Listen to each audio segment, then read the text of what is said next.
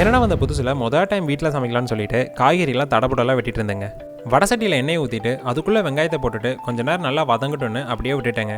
மிச்ச காய்கறியெல்லாம் வெட்டிட்டு இருந்த அந்த ஒரு நிமிஷம் தான் எனக்கு அந்த சத்தம் கேட்டுச்சு.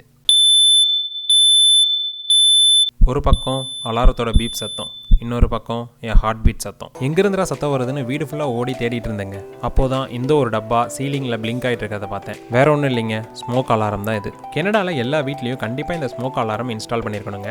சப்போஸ் இந்த ஸ்மோக் அலாரத்தை நீங்கள் இன்ஸ்டால் பண்ணாமல் இருந்தாலோ அடிக்கடி கத்துதுன்னு சொல்லி டிஸ்கனெக்ட் பண்ணி வச்சாலோ உங்களுக்கு கவர்மெண்ட் போடுற ஃபைன் நம்ம நினச்சி பார்க்க முடியாத அளவுக்கு ஒரு பெரிய அமௌண்ட்டாக இருக்குங்க. எல்லாத்தையும் தாண்டி நமக்குள்ள இருக்க செஃப் வெங்கடேஷ் பட் ஒரு நாள் வெளிவரப்ப இந்த அலாரம் அடிக்க தாங்க செய்யும். அப்போது வீட்டில் இருக்க எல்லா ஜன்னல் கதவையும் திறந்து வச்சுட்டு ஒரு ஈர துணி எடுத்து இந்த ஸ்மோக் அலாரம் பக்கத்தில் விசிறிட்டு இருக்க வேண்டியதாங்க. அப்படியும் இந்த அலாரத்தை உங்களால் நிப்பாட்ட முடியலனா பக்கத்து வீட்டுக்காரங்க எமர்ஜென்சி கால் பண்ணிடுவாங்க. உங்கள் வீட்டுக்கு முன்னாடி கொஞ்ச நேரத்தில் ஒரு போலீஸ் வண்டி, ஆம்புலன்ஸு, ஃபயர் இன்ஜின் வந்துடுங்க.